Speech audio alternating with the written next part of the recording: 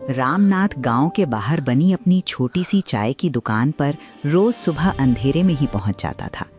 केतली में उबलती चाय और आंखों में एक ही सपना, उसका बेटा मोहित। रामनाथ की अपनी जिंदगी संघर्ष में बीती थी, इसलिए वो चाहता था कि मोहित उस रास्ते पर ना चले जिस पर वो खुद चला था। उसके लिए पढ़ाई ही एकमात्र रास्ता था। मोहित उसकी दुनिया था। माँ के जाने के बाद बाप बेटा एक दूसरे के सहारे जी रहे थे। रामनाथ कई बार खुद भूखा रह जाता, लेकिन बेटे की किताबें और फीस समय पर देता। गांव में लोग कहते, इतनी मेहनत किसके लिए? वो मुस्कुराकर जवाब देता, मेरे बेटे के लिए, वही मेरा भविष्य है। मोहित पढ़ाई में अच्छा था। स्कूल के मास्टर भी कहते थे कि ये लड़का आगे जाकर कुछ बनेगा। ये सुनकर रामनाथ को लगता कि उसकी मेहनत रंग ला रही है। लेकिन जैसे जैसे मोहित बड़ा होता गया, वैसे वैसे खर्चे भी बढ़ते गए। 10वीं के बाद मोहित का शहर के कॉलेज में दाखिला हुआ। फीस ज्यादा थी, रहने का खर्च अलग। रामनाथ ने अपनी पुरानी साइकिल बेच दी, थोड़े पैसे उधार लिए और किसी तरह पढ़ाई शुरू करवाई। मोहित सब देख रहा था। उसे समझ आ रहा था कि उसके सपनों की कीमत उसके बाप की सेहत से चुकाई जा रही थी। कॉलेज के दूसरे साल तक हालात और बिगड़ गए।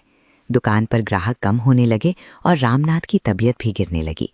खांसी और थकान उसकी रोज की साथी बन गई, लेकिन वो कुछ भी मोहित से नहीं कहता था। एक रात मोहित ने बाप को खांसते हुए देखा और बोला, बाबा, डॉक्टर को दिखाओ। रामनाथ हंसकर बोला, कुछ नहीं, काम की थकान है।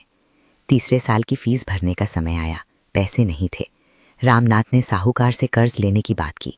ये सुनकर मोहित अंदर से टूट गया। उसने उसी रात फैसला कर लिया।